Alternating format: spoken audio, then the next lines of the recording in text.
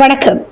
திருக்கோவிலூர் சட்டமன்ற உறுப்பினர் எல் வெங்கடேசன் அவர்கள் அரகண்டநல்லூர் ACT எதிரில் மாணவ மாணவிகள் மற்றும் மக்களின் பயன்பாட்டிற்காக திருக்கோவிலூர் சட்டமன்ற நிதியிலிருந்து 6 லட்சம் மதிப்பீட்டிலிருந்து நிழல் குடை அமைத்து கொடுத்தார்.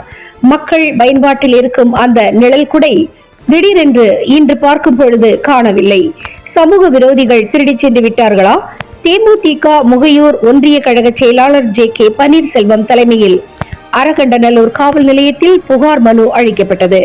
கலந்து கொண்டவர்கள் மாவட்ட கழக துணை செயலாளர் SLV J பாலாஜி, திருக்கோவிலூர் மேற்கு ஒன்றிய செயலாளர் காமராஜ், அரகண்டநல்லூர் நகர செயலாளர் ரமேஷ், திருக்கோவிலூர் நகர கழக செயலாளர் அஷ்ரப், மாவட்ட மாணவரணி செயலாளர் பன்னீர்செல்வம், மாவட்ட வழக்கறிஞர் துணை செயலாளர் சத்யராஜ், ஒன்றிய துணை செயலாளர் ஹரிபுத்திரன், ஒன்றிய வழக்கறிஞர் துணை செயலாளர் ராஜா, ஒன்றிய கேப்டன் மன்ற செயலாளர் குமரேசன், ஒன்றிய நிர்வாகிகள் மணி விபூஷணன், கிளை கழக செயலாளர் ஏழுமலை, ஊராட்சி கழக செயலாளர் சுந்தரமூர்த்தி மற்றும் தேமுதிக நிர்வாகிகளும் கலந்து கொண்டார்கள்.